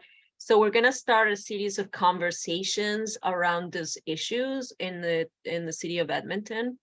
So try to like bring the community in the kind of bottom-up approach that we're trying to go for, and trying to, like, in the long run, influence change, at least at the local council, city, like city hall level. So that's kind of happening, and it's a process that we're doing across Canada. But I think that, one thing that all of us as speakers said is we all had kind of different ideas, but we're all kind of meeting somehow in the middle and then maybe sideways. So I think the point is to always, if something is happening, let us know, we let you know, work collaboratively, and hopefully to create enough awareness to make a movement. That'll be great. But yeah, so we'll be doing that in the new year. So that's sort of like an event. Maybe Red Deer. Right now we're in Hinton, Alberta, and then we're in Edmonton, but we are open to doing other community conversations. Please I'll put the email in the chat so you can reach out to me. But yeah, we will be doing community conversations, and hopefully that can be something, but it's just one thing, right? So there's so many potential options and petitions and such, but we are doing that. So I'll put my email in the chat. Oh, there you go. They will be sharing contact information. Okay, bye-bye. Thank you, Anna. Oh, so it's been, I've learned so much from the last 3. I'm still mixed up with, we call it symposia or symposiums. But anyway, I've been I just wanted to answer too. Okay, Here go ahead. in person. Yeah. Yeah, I guess answering this question and also asking the question that someone asked earlier about like, what do we need to be saying to people? I had some time to think about it as I sat down. This is maybe a little bit of a controversial opinion, but I think we need to be doing good old-fashioned economic populism again. Like, it's been 10 years since Occupy Wall Street, and we're at the exact same spot. I can barely go to the grocery store without feeling like I'm going to have a panic attack because of how expensive grocery prices are right now. And I only have one mouth to feed, let alone 4 or 7. And at the same time, what we're seeing is record profits within the oil industry. They're laying off workers, and those are not jobs that are coming back. They're jobs that are being automated. We see like the rich who like own these companies, who are the CEOs of these companies, are only getting richer. We're only getting poorer, and no one is speaking to that. But that is an experience that we all have in common. That is an experience that we have in common with even the most pro-oil workers, right? Because at the end of the day, the division isn't between us and them. The division is between us and those like oil CEOs who are making like raking in millions of dollars. And so if we're having conversations with folks about what the current problem is, maybe we don't start with saying like, hey, have you heard about tailings ponds? Maybe we start with like, hey, like, did you see how much money, like, you know, what are the problems you're dealing with? Like, what are the problems that your family is engaging with? What are the problems that your community is dealing with? Why is it that it's only us who's having to deal with these problems, right? Because when we're in times of recession, it seems to only be the working class, the middle class that suffers, right? Not the CEOs, not the people who aren't actually doing anything. They just sit at their offices. And so all that to say, like, there's a clear opportunity here to be having like real, genuine one-on-one conversations with our neighbors. Doesn't matter if we agree on everything, because more and more, whether you work in oil and gas in Alberta or not, like, oil and gas is starting to feel, as it's been described to me by people from Calgary, golden handcuffs. People want out. People want a solution. They're not being given a solution. They're just being told, if you work harder, you'll get more money. We know that's not true.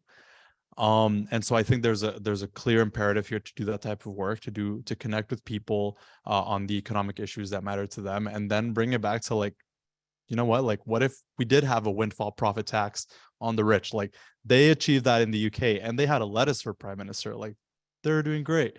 So, you know, like, even conservative governments are implementing like high marginal profit taxes on wealthy oil and gas companies. Like, there's no reason we can't do that here.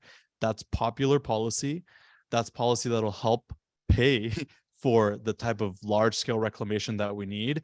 And it's what we deserve. So I think there's like a clear role for this type of communications with our neighbors, with strangers, with our leaders. And that's the message that we need to be seeing reflected back to us from our so-called leaders.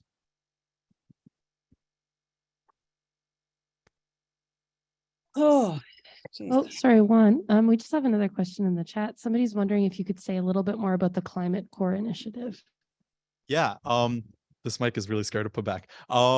Yeah. So the Climate Core initiative is a campaign that I am working with the Climate Emergency Unit, but with some other climate and non-climate organizations across the province in the lead up to the provincial election.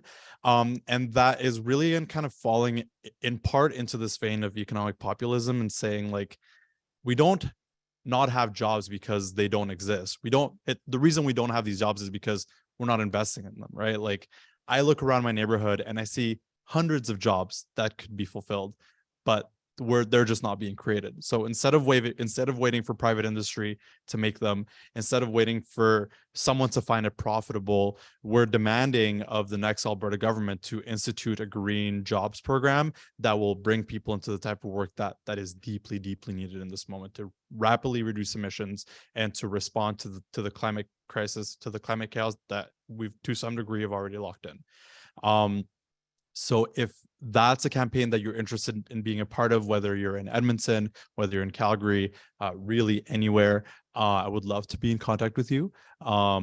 We're kind of in early stages and hoping to do a lot more public work in the new year. But in my opinion, this is the type of campaign that is very winnable in this moment, because it speaks to the economic concerns that people are facing in a way that ties us all together, regardless of how we might feel about oil and gas, regardless of how we might feel about a lot of these like environmental issues. They are the door that we can open to then have those conversations if people are unwilling to have them now.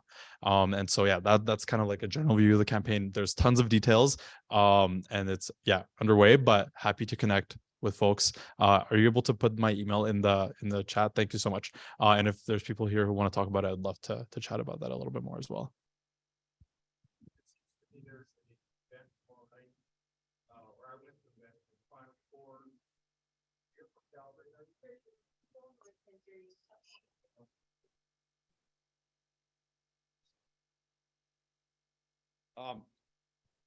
Juan, thanks. I attended an event last Thursday with a group, seems to me we were called the Climate Core as well. So they're based kind of out of I Yeah. think Stony Plain and a few people. Are you with the same organization? Yeah, so that was hosted by Climate Justice Edmonton. And sorry, like the structure of the campaign is basically like a coalition of different groups across the province. And so different groups are hosting different calls. So it's just a lot of calls happening right now. But that was Climate Justice Edmonton. That was like a Climate Core 101 introduction to the campaign. And there's a call. So if you missed that one, but you want to know a little bit more about how we win, next Thursday, Climate Justice Edmonton is hosting a Climate Core 102. That's how we win. And you can find that information on the Climate Justice Edmonton website or the Instagram, Right, if you have thanks. Instagram. Yeah. Thank you.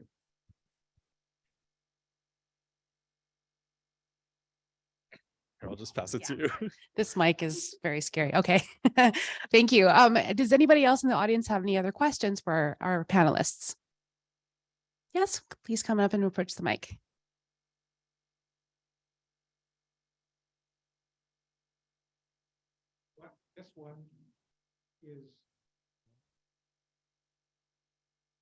This one is for Desmond. Sounds like you guys are doing some really cool stuff in your community. How has that affected jobs? To what has the contribution been to jobs in your community?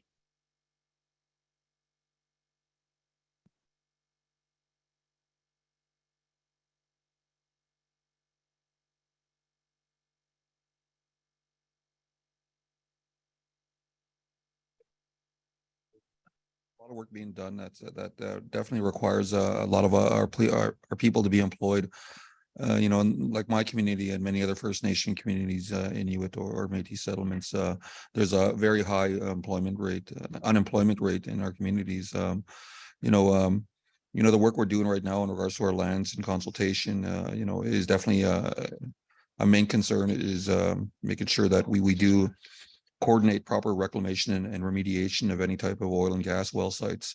And if we work with any type of industry development, we make sure that we're a part of that discussion in regards to ensuring that the duration of the project that is done and to follow the treaty understanding to revert these lands back to how they should be.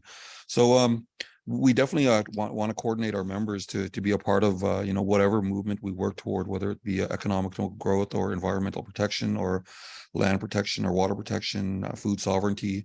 You know, the most important thing for us is to get our youth involved. You know, there's too many times that industry has bypassed First Nation communities, and a lot of times we're playing catch up, whether it be the oil gas industry, the forestry industry. You know, even right now, while I'm speaking, you know, we ain't even part of the consultation process and immigration policies. So for me, I think you know, capacity development and training is very important, and a lot of the times right now we're coming to realize, especially in my community, we have a person who has training through our human resources department, getting the same certification and allowed to go work in the same field as a person who is accredited. So it's working very well in regards to the approach we're looking at, that you don't necessarily need to be have a diploma to work in a certain field, but have that certain background experience and practice with training and capacity that would be offered. So for us, you know, one of the biggest hurdles we do face in my community and many other First Nations is the fact that some of our members are not bondable. So one of the programs we do work on in creating that initiative is ensuring that our members have proper life skills training, financial management, health and access to health and resource and wellness programs, proper housing, but also a follow-up programs that assist our members who do have the desire to want to be employed but stay continued employed. So there's still a bit of work for us in regards to the approach we want to see in involving our members. But our main goal, like I said, is to create employment, you know, have our members be a part of something that is much bigger than them, you know. And you know, for me, in our area where I'm situated within Muskogee, we're one of the biggest, second biggest landowner in all of Alberta. So as the second biggest landowner, we have a huge interest in regards to protection of our lands and our waterways. So I'm very fortunate that we have a very passionate person in our lands and consultation, Melanie Daniels, who works very diligent in ensuring that we are part of the process and part of the conversation when we deal with the environment, and making sure that not only our elders including with their knowledge that they carry, but having our youth be a part of that transition and learning process. So capacity development is very important, and in order for us to get out of the social dynamics that hinder our community, you know, we got to get more people employed, and we got to get them the understanding of rebuilding their literacy and numeracy. You know, I think it falls back on what happened, you know, in the past. You know, colonialism and intergenerational trauma had a huge impact in regards to people, our First Nations people, in regards to them wanting to be a part of something that is bigger, because a whole generation was lost within residential schooling. So that type of things, you know, we're working on, and it's a healing process. And I always, you know, mention this: reconciliation and healing is a two-way street. You know, that we got to work with our neighbors, the Canadians, the Albertans, alongside in learning that healing process, and have that understanding of how we can work for the betterment of everything. But like I said, you had mentioned and asked the question, is capacity development and training very important? Just paraphrasing, but it is very important. And I think the more people we get involved, not only as dirt pushers and broom pushers, but people actually doing the technical work, the engineers, the managers, supervisors, you know, the directors, those people at a upper level will have a much more meaningful impact as First Nations being involved in any industry, or whether it be government or education component. So I hope that answers your question. And it's still a bit of work, you know, that needs to be done, but it's that exchange of information and education that needs to be coordinated. Thank you. Thank you, Desmond. And I think that everything that you just shared with us is directly applicable to the conversation that we're having tonight. So thank you very much for providing that context for what it looks like in your community and what it can look like in other communities. We'll turn it back over to Wendy to close us off for the evening. Thank you very much, all of the speakers. As an Indigenous woman who has lived this, I can honestly say that the biggest resounding message I have received in my own personal activism and from the elders that I've spoken to is we need to become human again. And that is requiring us to understand that there is a journey back to being in relationship with the land. It's the heart of us. It's the heart of everything. And specifically coming back to a relationship with each other. So I heard very clearly from all three symposiums, excuse me, I'm still not sure what the heck I'm supposed to be saying.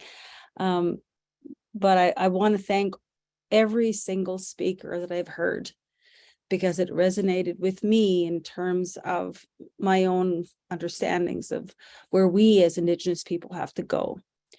I want to thank specifically all the workers who have helped us to complete this job, to just get it done. We've been tirelessly working. Chris, thank you very much for all the work you've done and the tireless work you've put in. I want to thank our elder, Betty Latondra, for your always being there for us when we asked you. Your prayers, they certainly have helped. And all the staff at Keepers of the Water and the council. We've worked really hard in trying to deliver a program and a message to you that would inspire you to continue the work that all of you are doing and to be part of it. We want to be part of it. So if there's anything we can do over here to help what you're doing, please contact me or Chris, anyone at the council. They will put you in contact with the right person. Because we are in the midst of a movement, as far as I'm concerned. I always say that we are in a time of revolution, and we can't get out of it. I can't get out of it, and neither can you. So let's just make the best of it, guys and girls, and they, them, and everyone else. Let's just do something with this. Let's just do it. Let's just do something. So who will be doing it? Well, I want to thank all of you who've been in attendance. I want to encourage you to take action, demanding some kind of just transition in your own region, your own area. Because I know some of you won't just be from the area of Edmonton. You'll be listening from places probably across Canada. I wanted to make sure that you are sending a message out to your MLA. You're telling them that this is not right, and that continuing poisoning of the Athabasca River is not acceptable. And we are going to be in touch with sharing resources, sharing whatever we can to further ways in which we can become involved in the future. So it has been identified that one resource will be sharing the best in class guidance documents. So we're going to be kind of preparing a document for you to share with your own stakeholders and those who are involved in the movements and the work that you're doing locally, so that we can try to get on the same page in terms of providing feedback to a document that we've been working on by December 3rd. And so we're going to provide some information to you on that via some email. So thank you.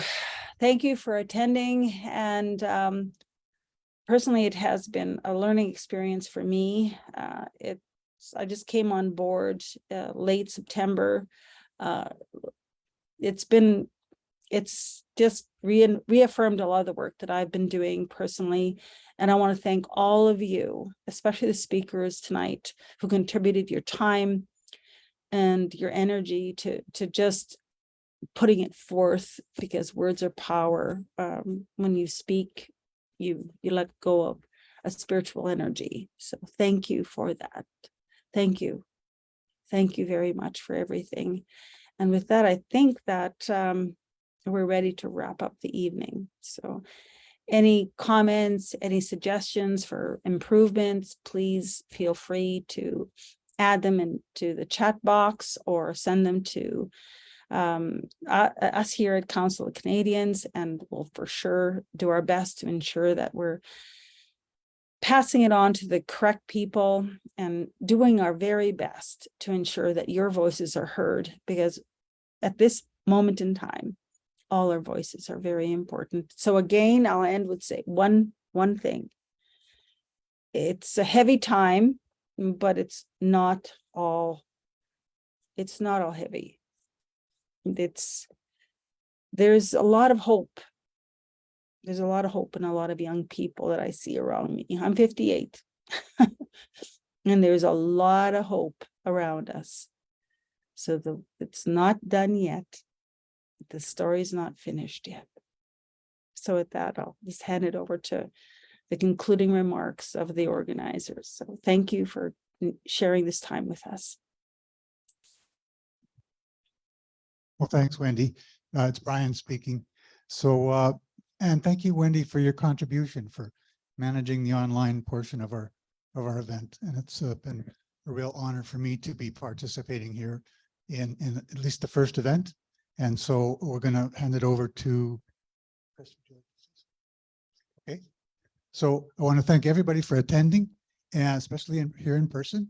If you haven't had a chance yet to sign our letter to the provincial government, Josephine has many copies of it, and we really appreciate. That's the portion that we missed that Wendy talked about when the Zoom crashed. But anyway, Josephine has those letters, and we'd appreciate it if you'd fill one out. And thanks again for coming. Anything else to say, Chris? Thanks again.